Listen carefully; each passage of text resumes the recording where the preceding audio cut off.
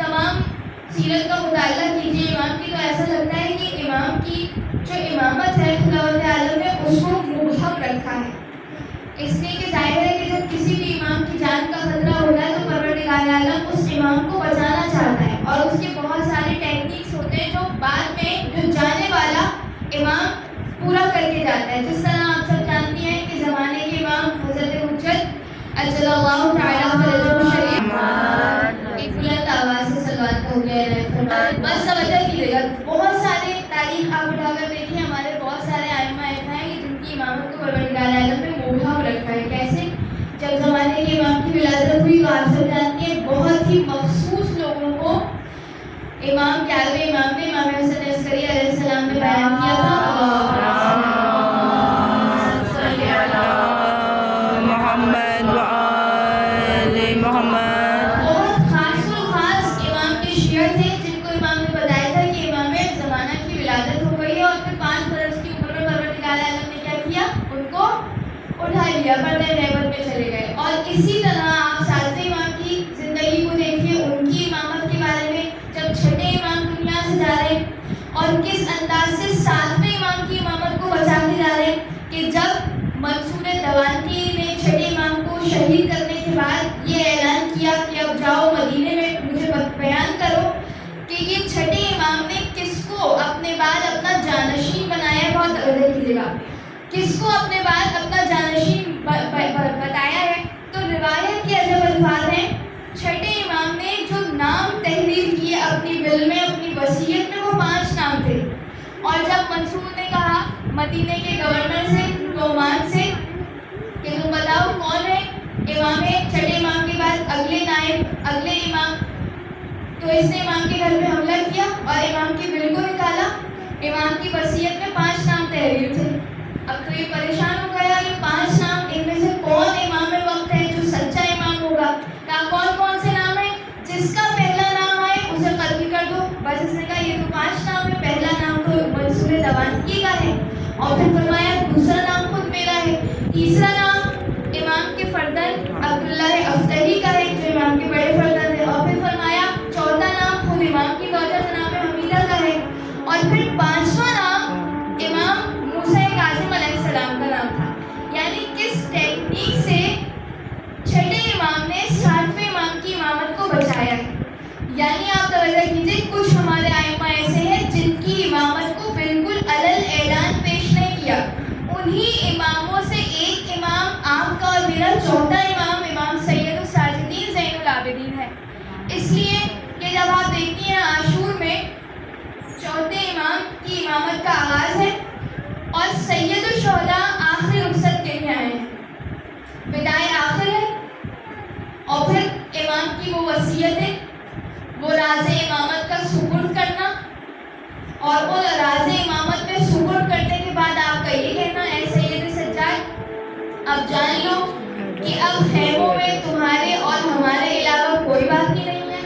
اور پھر امام نے اس دعا کو تعلیم دیا کہ اے سجاد یہ وہ دعا ہے جو مجھے میری ماں جناب سیدۃ النساء العالمین نے تعلیم دی، وہ جو معروف دعا ہے بحق یاسین والقرآن الحکیم و بحق طٰہٰ والقرآن العظیم. پروردگار تجھے واسطہ یاسین کا، قرآن حکیم کا، خدایا تجھے واسطہ طٰہٰ کا اور قرآن حکیم کا. اور پھر آگے کے جملے جس میں آپ اور میں دیکھتے ہیں، اور امام نے فرمایا یاد رکھو اے سجاد میرے بعد جب تم اس دعا کو یا ہمارے چاہنے والوں میں سے کوئی بھی اس دعا کو پڑھے گا تو پروردگار عالم اس کے رنج، اس کے مصائب، اس کی مشکلات کو کم کر دے گا. یعنی امام اسرار امامت سپرد کر رہے ہیں. اور پھر وہ مرحلہ کہ امام نے ارشاد فرمایا اے سجاد جب تم جاؤ شام کی گئے بھاگت تو اس موقع پر یاد رکھنا بلغ شیعتی انی سلام، میرے شیعوں کو میرا سلام کہنا. یعنی جس ایک خیمے میں یہ راز و نیاز ہو رہا ہے وہاں یا امام ہے یا 4تھے امام ہے یا تیسرے امام ہے یا امام کی بہن جناب زینب کبریٰ سلام اللہ علیہا ہے جو محافظ امامت ہیں. توجہ ہے آپ کی، یہاں تک آپ پہنچ گئے اگر مومنان، تو میں آپ کی خدمت میں یہ بھی پیش کروں کہ جس طرح سے مبہم طریقے سے امام کی امامت کو بچایا گیا، اور اسی انداز سے جب تمام وصیتیں امام کو کر دی، جناب زینب سے فرمایا کہ اے زینب اب یہ جو चौथे इमाम है, इनकी मुहाफ़िज़त करना आपका काम है। और आपको इस मौके पर वो वाक़या भी याद आ रहा होगा कि जब शाम ग़रीबा में खैमों में आग लग रही है और जनाब ज़ैनब कुबरा सलामुल्लाह अलैहा, रावी कहता है, मैं देख रहा था बाहर एक बीबी है जो बड़ी कदर बीबी है, और वो बीबी बार बार एक खैमे की जाने जाती है और वापस आती है। आग के शोले बुलंद हैं। मैंने पूछा, बीबी तुम्हारा इस खैमे में क्या रह गया? तो कहा, कोई और नहीं, मेरा बेटा ज़ैनुल आबिदीन इस वक्त खैमे में मौजूद है। तो मैंने अजब मंजर देखा, अब जो बीबी खैमे में गई तो अपने दोष पर बारी इमामत उठाकर वापस आई। यानी जिस अंदाज से चौथे इमाम की इमामत को बचाया जा रहा है मुसलसल, और अलग ऐलान इस बात को बयान नहीं किया गया, इसीलिए चौथे इमाम की जान की हिफाजत इस एतबार से भी कि आप पर एक बशी तारी हुई और आप बीमार हुए, ताकि आप जंग से महफूज रहें और आपकी बका और आपकी हयात बाकी रहे। और मज़ीद बात को आगे बढ़ाइए तो जब खेमों में आग लग रही है, उस मौके पर जनाब ज़ैनब सलामुल्लाह अलैहा का जो सवाल है वो बहुत माने खेज है, बहुत तवज्जो कीजिएगा। और वो सवाल क्या है? वो सवाल ये है कि ए बेटा सज्जाद, खेमे में आग लग रही है, क्या हम खेमों में रहें, जल कर मर जाएं, या खेमों से बाहर आ जाएं? तवज्जो कीजिएगा, ये वो बीवी है जो आलिमा गैर मुअल्लिमा है, लेकिन बीवी का इतने से छोटे से मसले में सवाल करना ये किस बात की दलील है, ये मैं आपकी खिदमत में पेश करती हूँ। और वो बात क्या है? एक सलवार का सहारा ले, ताकि मैं आपकी खिदमत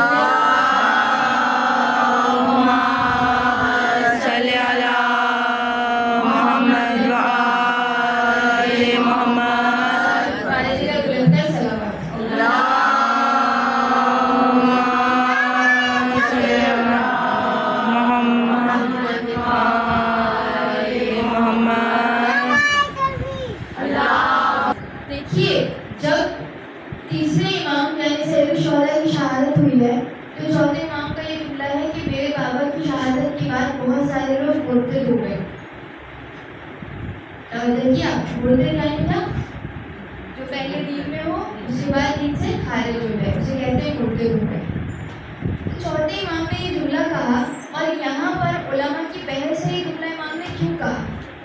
ये जुमला इमाम ने इसलिए कहा कि जब सैयद शुहदा की शहादत हुई तो कितने खालिस मुखलिस चाहने वाले ऐसे थे, उन्होंने इस बात को पेश किया, अपनी अकल जब लड़ाई, इसीलिए कहते हैं इमामत में आने के बाद अब इंसान अपनी अकल चलाए, ऐसा उसकी बस में नहीं होना चाहिए। इसलिए जब इंसान अपनी अकल चलाता है तो बहुत सारी चीज़ें उसके लिए मुश्किल हो जाती हैं। ये दिल का मामला है इमामत, जहाँ दिल झुक जाए उसी जानिब इंसान को बढ़ना चाहिए। बस एक मरतबा इमाम ने जब ये जुमला कहा, इस जुमले का माना मफहूम ये था कि तीसरे इमाम की शहादत के बाद बहुत इमाम के चाहने वाले, सच्चे चाहने वाले ऐसे थे जो तीसरे इमाम की शहादत के बाद इमामत से खारिज हो गए।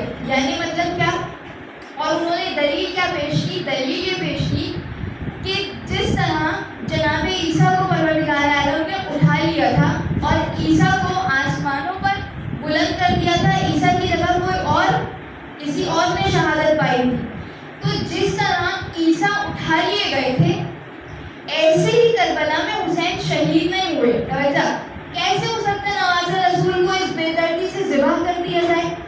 तो जब शियों ने, इमाम के मुखलिस चाहने वालों ने इस फिक्र को अपनाया और इस फिक्र के बारे में सोचा, तो यहाँ पर उलमा फरमाते हैं इस मौके पर जब बहके तो उनका नज़रिया ये बना कि जिस तरह से वो मरहला आया था कि ईसा उठा लिए गए, ऐसे हुसैन अब अब्दुल्ला उठा लिए गए। इसलिए कि जब ईसा उठा लिए गए तो हुसैन तो फ़ख्रे ईसा है, किसकी इतनी मजाल होगी कि हुसैन अब अब्दुल्ला को शहीद करे? तो अब इस मौके पर बहुत सारे लोग ऐसे थे कि जो तीसरे इमाम की इमामत के बाद चौथे इमाम की इमामत पर नहीं आए। तवज्जो की आपने?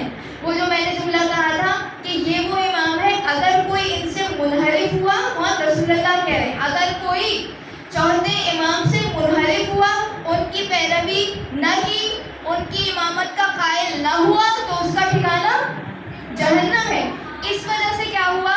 तारीख में ये जुमले मौजूद हैं। इस वजह से ये हुआ कि इमामत सिर्फ तीसरे इमाम तक रह गई, और जब امامت تیسرے امام تک رہ گئی تو چوتھے امام کا کوئی وجود نہیں.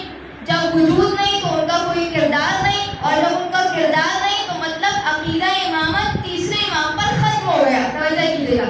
تو جناب ثانی زہرا زینب کبریٰ کا شام غریبہ میں یہ سوال کرنا, اے بیٹا سجاد توجہ, کیا ہم خیموں میں جل کر مر جائیں یا خیموں سے باہر آ جائیں, اس لیے کہ تم امام وقت ہو. توجہ نہیں کیا آپ نے, یعنی بی بی نے سمجھا دیا کہ جو شریکہ حسین ہے, جس نے حسین امام حسین کی شہادت کو دیکھا ہے, جب وہ بی بی یہ سوال کر رہی ہے کہ حسین شہید ہو گئے اور اے سجاد اب آپ امام وقت ہیں, آپ بتائیے ہم کیا کریں, کیا ہم جل کر مر جائیں یا پڑے نا یا بے حجاب خیموں سے باہر آ جائیں. تو اس موقع پر جناب سجاد کا جواب, یعنی جناب زینب سلام اللہ علیہ نے نہ صرف یہ کہ چوتھے امام کی امامت کو بچایا بلکہ پورے عقیدہ امامت کو بچایا. اس بی بی کو زینب کبریٰ سلام اللہ علیہ کہتے ہیں. لہٰذا یہاں تک تو یہ معاملہ کہ چوتھے امام کی امامت کو بچانے والی جناب زینب سلام اللہ علیہ کی ذات ہے. اور اسی لیے جب بار بار چوتھے امام منظر عام پر آ رہے ہیں کربلا کے بعد کوفہ میں, جب آپ کو اسیر بنا کر لے جایا گیا, جب آپ کو قیدی بنا کر لے جایا گیا, بازار کوفہ ہے, دربار کوفہ ہے, اور اسی دربار کوفہ میں جب وہ مرحلہ آیا تھا کہ اہل حرم کا قافلہ اسیر ہو کر, ایک چھوٹا سا مکالمہ ہے جناب امام سجاد اور جناب امام سجاد کا اور عبید اللہ ابن زیاد کا, اور اس مکالمے میں جس طرح سے امام وقت ہو کر امام سجاد نے قرآن کی اصل ترجمانی کی ہے, وہ بھی قابل غور, اس لیے کہ چوتھے امام وہ ہیں کہ ایک تو انہیں کربلا کے پیغام کو بھی آگے بڑھانا ہے, خود اپنی امامت کو بھی بچانا ہے اور آگے بڑھانا ہے. تو جس انداز سے امام سید سجاد علیہ السلام نے تمام چیزوں کو پیش کیا وہ بہت قابل غور ہے. اور روایت کی الفاظ ملتے ہیں, سلوات پڑھیں اور تھوڑا تھوڑا مزید آگے محمد کہ آپ مومنات شروع سے ظاہر ہے بیزی ہیں اور مصروف ہیں اور مجالس میں شرکت کرتی رہی ہیں, لیکن شان امامت ایک سلوات کا دیا عنایت فرمائیے. یعنی آپ دیکھیے کس موقع پر چوتھے امام کو قتل کرنے کی سازش ہو رہی ہے. آپ تیسرے امام کی شہادت سے شروع کیجیے اور آئیے شام غریبہ کا وہ مرحلہ کہ کس طرح چلے ہوئے خیموں سے بی بی بچا کے رہے. ایسے ہی جب قافلہ دربار کوفہ میں پہنچا ہے تو اس موقع پر روایت کے الفاظ ہیں کہ جب ظالم ملعون نے ابن زیاد نے کہا کہ زینب نے دیکھا خدا نے نام سے اللہ تمہارے بھائی کے ساتھ کیا کیا, تو بی بی کا وہ جواب کہ الحمد سے خطاب کا آواز دیکھنا, شاہی سمجھ رہی تھی تو کر کے مقررہ, زینب بشان نفس محمد مدبرہ, تفسیر قول رب کی فقط قول سے نہیں ہر کام آیتوں کی عمل سے مفسرہ, مجسم قرآن جناب زینب سلام اللہ علیہ ہے. تو اس موقع پر بی بی نے جملہ کہا تھا, اے ابن زیاد تو یہ کہتا ہے میں نے کربلا میں کیا دیکھا, تو سن مارا اللہ جمیلہ, میں نے کربلا میں جو دیکھا وہ سوائے عزت, جمال, زیبائی, خوبصورتی کے کچھ نہیں تھا. جب یہ مکالمہ ہو گیا تو ابن زیاد ملعون چوتھے امام کی بارگاہ میں آگے بڑھا اور اس نے کیا کہا, اس نے امام کو مخاطب کر کے کہا ماں اسم, تمہارا نام کیا ہے؟ تو چوتھے امام نے کہا انا علی ابن الحسین. توجہ, تو یہ ملعون کہتا ہے کیا کربلا میں خدا نے, توجہ کیجیے گا, کیا کربلا میں خدا نے علی کو شہید نہیں کر دیا تھا؟ کیا کہہ رہے ہیں, کیا کربلا میں خدا نے علی کو شہید نہیں کر دیا تھا؟ تو چوتھے امام نے فرمایا وہ میرے ایک اور بھائی تھے جن کا نام بھی علی تھا, یعنی علی اکبر. کربلا میں وہ شہید ہوئے جنہیں تم لوگوں نے قتل کیا. توجہ کیا آپ نے, یعنی یہ سمجھانا چاہتا تھا ابن زیاد کہ جو کچھ ہوا وہ ہم نے نہیں بلکہ خدا نے کیا. میں توجہ چاہوں گی بھرپور. دیکھیے ایک عقیدہ جبر ہے, ایک عقیدہ تفویض ہے. عقیدہ جبر یعنی کیا, عقیدہ جبر پروردگار عالم جو چاہے گا بس وہ ہوگا. اللہ اگر چاہے گا تو میں کھاؤں گا, اللہ اگر جو مجھے پہنانا چاہے گا وہ میں پہنوں گا, جو اللہ مجھے بلوانا چاہے گا وہ میں بولوں گا. اسے کہتے ہیں عقیدہ جبر. یعنی کیا مطلب, اللہ انسان کے لیے جبر کا قائل ہے, لیکن ہمارا عقیدہ یہ نہیں ہے کہ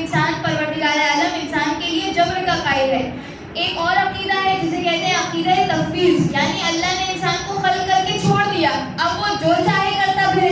हम इसके भी कायल नहीं है नाउज़ुबिल्लाह कि इंसान को अल्लाह ने खल्क करके छोड़ दिया, अब जो चाहे करता फिरे, या अकीदा जब्र के कायल हो कि परवरदिगार आलम ने इंसान पर जब्र किया कि जो परवरदिगार चाहेगा वही होगा। हम इन दोनों के दरमियान की एक राह में यानी मकतब तशय्युअ, और वो कौन सी राह है? उसे छठे इमाम ने जिस टर्म को मुतारिफ करवाया वो ये है कि अल अम्र बैनल अमरैन, यानी हम इन दो अकीदों के दरमियान हैं। मतलब समझ आए? यानी कुछ इंसान का इख्तियार है, कुछ इंसान का इख्तियार नहीं है। अगर अब भी जो हैरान और परेशान बैठे हैं उनको मैं मज़ीद बाजी करूं कि जब एक शख्स ने सवाल किया था कि परवरदिगार आलम ने कितना इख्तियार इंसान को दिया है और कितना नहीं दिया, तो इमाम अली की बारगाह में ये सवाल हो रहा है ना, मशहूर वाक़या है। और इमाम ने कोई फ़लसफ़ियाना गुफ्तगू नहीं की, क़द्र व इक़्तिदार की और क़ज़ा व क़द्र की इमाम बहस कर रहे हो, नहीं, इमाम ने ये नहीं किया, बल्कि सादा सा जवाब दिया। और वो जवाब क्या था? इमाम ने कहा कि सवाल करने वाले अपने एक पैर को उठा ले, उसने उठा लिया। यानी आज बच्चे सवाल करते हैं ना, कितना इख्तियार है कितना नहीं है। ये जो बीच की राय इमाम ने बताई है अल अम्र बैनल अमरैन, इसका क्या माना है? बीच में, यानी किधर बीच में? बीच में इमाम फरमाते हैं इसका मतलब ये है अपना एक पैर उठा, उसने पैर उठाया, इमाम ने फरमाया दूसरा भी उठा। कहा मौला ये तो नहीं हो सकता कि दूसरा पैर उठा ले। कहा बस जितना पैर उठाया है उतना इख्तियार तेरा है, जितना पैर नहीं उठा सकता वो इख्तियार अल्लाह के पास है। तो इब्ने ज़ियाद के दरबार में क्या हो रहा था? अकीदा जब्र को इब्ने ज़ियाद कहता था, यानी अल्लाह ने आपको कत्ल किया। चौथे इमाम ने कुरान की तर्जुमानी करते हुए नाज़िम कुरान ने कुरान से दलील दी और सूरह ज़ुमर की आयत को पेश किया। अब वो क्या आयत थी?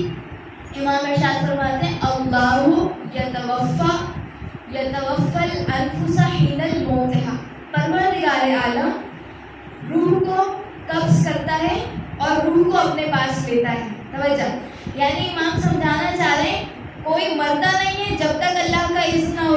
तुम ये कहते हो कि खुदा ने हुसैन को कत्ल किया और मेरे भाई अली इब्न हुसैन को कत्ल किया, तो जान लो परवरदिगार आलम रूह को कब्ज़ करता है। काश मेरी बात आसान हो सके और आप सब पहुंच सके। खुदा, तुम ये कहते हो कि खुदा ने अली इब्न हुसैन को कत्ल किया, परवरदिगार आलम कुरान में क्या इरशाद फरमाता है कि अल्लाह रूह को कब्ज़ करता है और अपने पास लेता है, लेकिन मौत का मरहला, उससे पहले का मरहला इख्तियारी है। यानी तुमने जिस इख्तियार से हुसैन इब्न अली को कत्ल किया वो तुम्हारा इख्तियार था, उसके बाद अब अल्लाह का इख्तियार है, वो रूह को अपने कब्जे में ले लेता है। उससे पहले का इख्तियार तुम्हारे पास अल्लाह ने दिया था। तो इमाम सैयद सज्जाद ने नाज़िम कुरान बनके कुरान की सही आयत की तर्जुमानी करके जिस अंदाज से अपने अकीदे को बचाया और आज तक हमारे अकाइद को बचाया वो काबिल गौर है। और फिर इस मौके पर रिवायत ये कहती है कि जब उसको मुंह तोड़ जवाब सैयद सज्जाद ने दिया तो इस मौके पर उसने हुक्म दिया कि अली ज़ैनुल आबिदीन को कत्ल कर दिया जाए। तो यहाँ भी जनाब ज़ैनब सिपर बनकर आगे आई और सैयद सज्जाद को बचाया और फरमाया क्या तेरा दिल नहीं भरा? इतने शहीद हुए हमारे शोहदा को कत्ल करके, अब भी तेरा दिल नहीं भरा? तो उस मौके पर सैयद सज्जाद आगे बढ़े और ऐसा जवाब दिया कि वाह। इमाम इरशाद फरमाते हैं इन्नल, तू मुझे मौत से डराता है, इन्नल क़त्ल लना आदतुन व करामतुना शहादतुन, जान ले कि कत्ल हमारी आदत है और शहादत हमारी करामत है। खुदा ने हमें शहादत के जरिए से करामत और बुजुर्गी अता की है। लिहाजा चौथे इमाम ने जिस अंदाज से हमारे अकाइद को बचाया है वो बहुत काबिल गौर है। यानी जो मैं बात आगाज़ से आपकी खिदमत में पेश करना चाह रही थी वो ये, जो मोमिनात बाद में आई हैं मैं उनके लिए भी पेश करूँ कि चौथे इमाम की इमामत को अलल ऐलान जो है, यानी अलल ऐलान उसको पेश नहीं किया गया बल्कि उसे छुपाया गया, जिस तरह और इमामों की इमामत को छुपाया गया, ताकि बनी उमैया क्योंकि चाहते थे कि हुसैन के बाद उनके फर्जंद जो इमाम वक्त होने वाले हैं उनको भी कत्ल और ज़िबा कर दिया जाए, लेकिन जिसे खुदा बचाना चाहे उसे कोई मार नहीं सकता। इसलिए कि कुरान की आयत है परवरदिगार अपने नूर को तमाम करके اور اسی لیے آخری حجت زمانے کی جسے پروردگار عالم نے پردہ غیب میں رکھا ہے، خداوند عالم اسے باقی رکھے ہوئے ہے اور بچا کے آخری دم تک بچا کے رکھے گا اور پھر اسے اپنے نور کو تمام کر کے رہے گا۔ اسی لیے چوتھے امام کی مسلسل بقا جو پروردگار عالم انہیں بچانا چاہ رہا ہے۔ لیکن جب امام مدینے میں پہنچے ہیں، دیکھیے یہ مرحلہ عاشور سے پہلے کا مرحلہ معمولی نہیں ہے، لیکن جب امام کی امامت کا دور ہے اور مسلسل کربلا سے کوفہ، کوفہ کے شام، آپ مسلسل جناب زینب سلام اللہ علیہ کے سائے میں پروردگار عالم آپ کو حیات بخش رہا ہے۔ اس کے بعد جب آپ واپس مدینے میں آئیں تو کیا اب آپ کے لیے معاملات آسان ہیں؟ اب بھی آپ کی امامت آسان ہے؟ اب آپ کی امامت پہنچ گئی؟ نہیں، علماء فرماتے ہیں یہ تاریخ ہے اور یہ امام کی مظلومیت ہے، چوتھے امام کی مظلومیت ہے کہ اب بھی مدینے میں آ کے بھی اتنے فرقے بنے ہیں۔ سید الشہداء کی شہادت کے بعد کوئی کھیسانی فرقہ بنا اور کوئی فرقہ جو تیسرے امام تک ہی رک گیا، ایک کھیسانی فرقہ جو کس کی امامت کا قائل ہو گیا؟ جناب محمد حنفیہ کی امامت کا قائل ہو گیا، کوئی حسن مصنع کی امامت کا قائل ہو گیا۔ یعنی جب امام مبہم رکھا جائے تو ایک مسئلہ یہ درپیش ہوتا ہے کہ ایک چاہنے والا بالکل بلینک ہوتا ہے کہ وہ کیا کرے، اور آج بھی ایسا ہی ہے۔ یہ دور اور جو چوتھے امام کا دور ہے وہ آپس میں تھوڑے سے مشترک اس لیے ہے کہ جس طرح اس زمانے میں امام مبہم ہے، اس زمانے میں امام غائب ہے اور مبہم ہے۔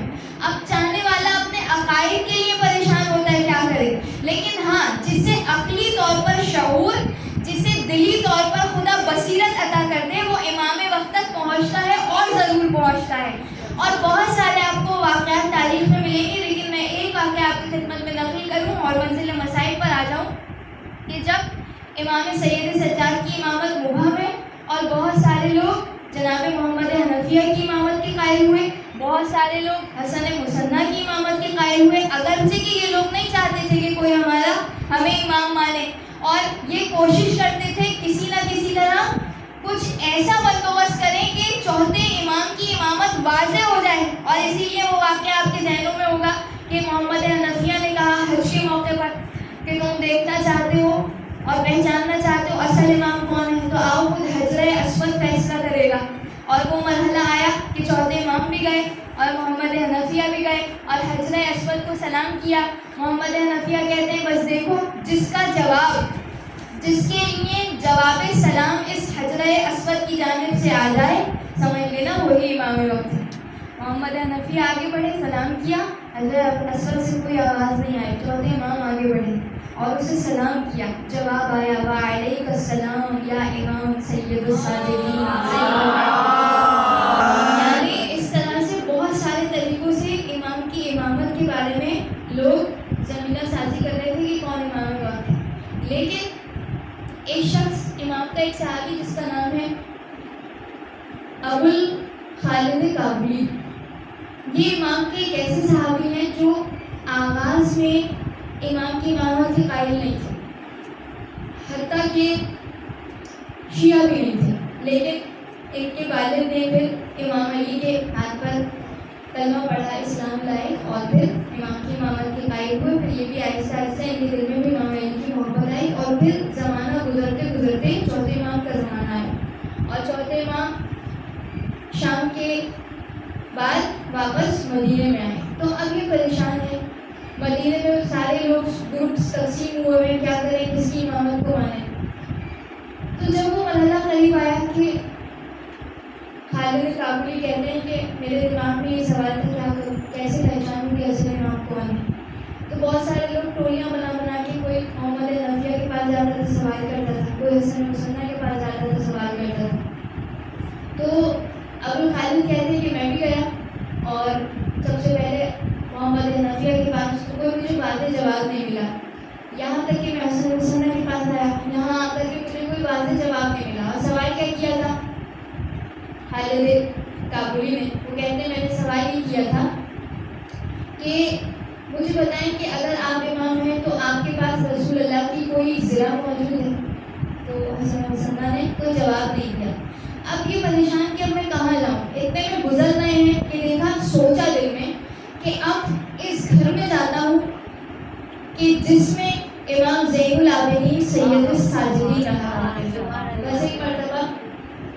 کے امام دروازے پہ ہی کھڑے ہیں۔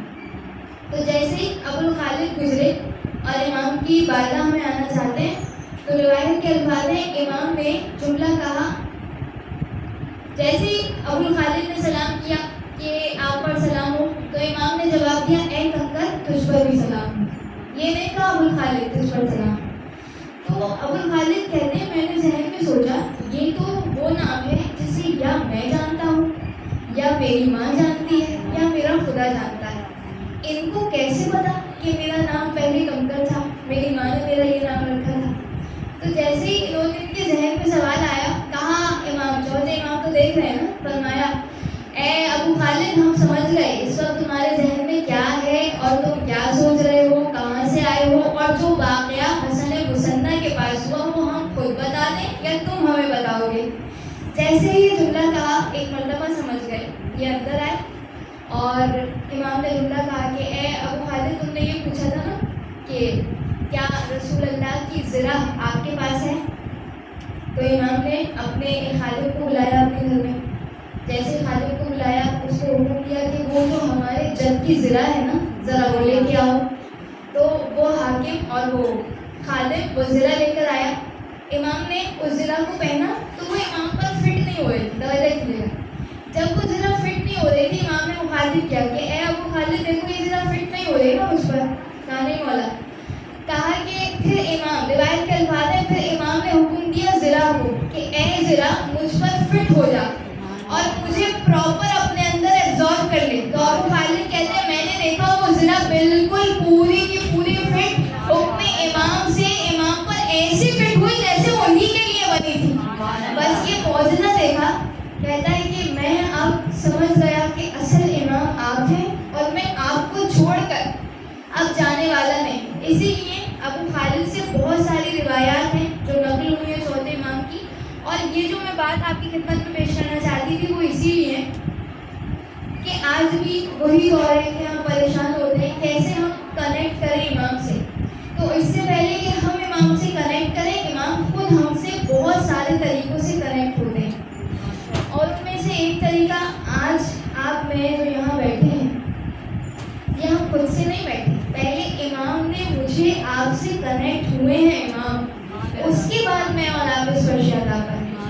تو بہت سارے ڈفرینٹ ویز ہیں جن کے ذریعے سے امام وقت خود ہم سے کنیکٹ ہوتا ہے، جس کی عاقبت بخیر کرنا چاہتا ہے اسی کی بارگاہ میں اور اسی کے ساتھ امام کنیکٹ ہونا چاہتا ہے۔ اور یہی وہ امام چوتھے امام کہ جب ان کی امامت کو اتنا خطرہ ہے، اور اب امام کو مدینے میں 35 برس آپ کی مدت امامت ہے، تمام آئمہ میں جو سب سے طولانی امامت کا زمانہ ہے وہ کس کا ہے؟ وہ ہمارے چوتھے امام کا ہے۔ اور جس انداز سے امام نے اس امامت کے دور کو گزارا ہے وہ بھی بہت غور طلب ہے کہ جب امام کے پاس کوئی آ نہیں سکتا، امام کے لیے کوئی آڈینس نہیں ہے، امام کوئی خطبہ نہیں دے سکتے، تو ایسے میں آپ نے کون سی ٹیکنیکس اور آپ نے کون سے ٹیکٹکس کو اپنایا کہ جس کے ذریعے سے دین کے پیغام کو آگے بڑھایا، یہ بھی پوری ایک بحث ہے۔ لیکن بس میں بات کو تمام کرتے ہوئے ایک ہی جملہ آپ تک پہنچانا چاہوں گی کہ امام نے کون سے طریقوں سے دین کو پہنچایا ہے۔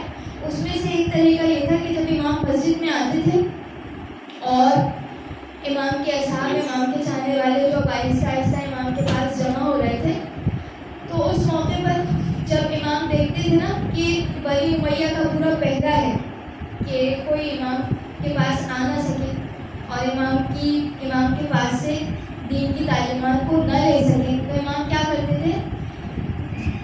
اپنے اصحاب سے کہتے تھے کہ تم بلند بلند آواز سے قرآن کی تلاوت کرو، توجہ، بلند آواز سے قرآن کی تلاوت کرو۔ ادھر اصحاب بلند آواز سے قرآن کی تلاوت کرتے تھے، پیچھے امام کیا کرتے تھے؟ اپنے اصحاب کو بلا کے دین کی تعلیمات پہنچاتے تھے، اور یہ 5ویں امام کے مدرسے کی بنیاد رکھی جا رہی تھی۔ توجہ کیا آپ نے؟ یعنی جب کوئی سامنے والا آئے کہ یہاں کیا ہو رہا ہے، وہ تو یہ دیکھے گا یہاں تو قرآن کی تلاوت ہو رہی ہے، کچھ نہیں کر رہے امام، کچھ نہیں کر رہے، لیکن پیچھے امام سید الساجدین جس طریقے سے، جن ویز سے دین اسلام کو منتقل کر رہے ہیں، دین کی تبلیغات کو پہنچا رہے ہیں، وہ قابل غور ہے۔ اور بہت سارے طریقے جو امام نے اپنی امامت کے لیے اور خود اپنے دین کی تبلیغ اور ترویج کے لیے پیش کی، اس کے علاوہ اور دیگر طریقے ہیں۔ لیکن آئیے بس میں بات کو سمیٹتے ہوئے کہ جن طریقوں سے امام نے دین کو پھیلایا ہے، دین کو پہنچایا ہے، ان طریقوں میں ایک طریقہ یہ بھی تھا کہ آپ کربلا کی مصیبت بیان کرتے تھے۔ بیان کرنے سے پہلے اتنا گریا کرتے تھے کہ سوال کرنے والا سوال کرتے تھے کس وجہ سے اے امام وقت آپ کا گریا۔ اور اب میں یہاں وہ جملہ ضرور آپ کی خدمت میں پیش کرنا چاہوں گی کہ جب منہال نے سوال کیا تھا مولا کب تک روئی ہے، تو مولا کہتے ہیں منہال تم نے انصاف نہیں کیا، اس لیے کہ یعقوب کا ایک یوسف مارا گیا تھا، وہ بھی علم نبوت سے جانتے تھے کہ وہ زندہ ہے۔ اتنا روئے کہ وہ بیضت عیناہ من الحزن، کہ ان کی آنکھیں سفید ہو گئی۔ اے منہال جس کے 18 یوسف اس کی نگاہوں کے سامنے ذبح کر دیے جائیں، کیا اس کا حق نہیں ہے کہ وہ روئے؟ اور پھر امام سوال کرتے تھے، منہال نے امام سے سوال کیا کہ اے مولا شہادت تو آپ کی میراث ہے۔ امام نے فرمایا اے منہال شہادت ہماری میراث ہے، لیکن اپنی پھوپھیوں کو سر برہنہ دینا کیا یہ بھی ہماری میراث ہے؟ اور امام نے کہہ کر گریا فرمایا۔ اور جب سوال کیا جاتا مولا سب سے زیادہ ستم کہاں گزرے، پکار کر الشام الشام الشام، اپنی آوازوں کو بلند کیجیے۔ یہ امام کے رونے کا حق نہیں ہے، اس لیے کہ جو 75 بلکہ 35 برس گریا کرتا رہا، آج وہ 72 کے عزادار کی شہادت کرتی۔ عزادار کو وقت بڑی قیامت کا ہوتا تھا کہ جب مدینے میں امام گزر رہے ہیں اور وہ ایک قصاب کی دکان سے موجود ہوئے گزر رہے ہیں، اس موقع پر مرحلہ یہ آتا تھا، امام سوال کرتے تھے کہ اے ذبح کرنے والے اتنا بتا کہ جب جانور کو ذبح کیا تھا تو کیا پانی پلایا یا پیاسے ذبح کیا تھا؟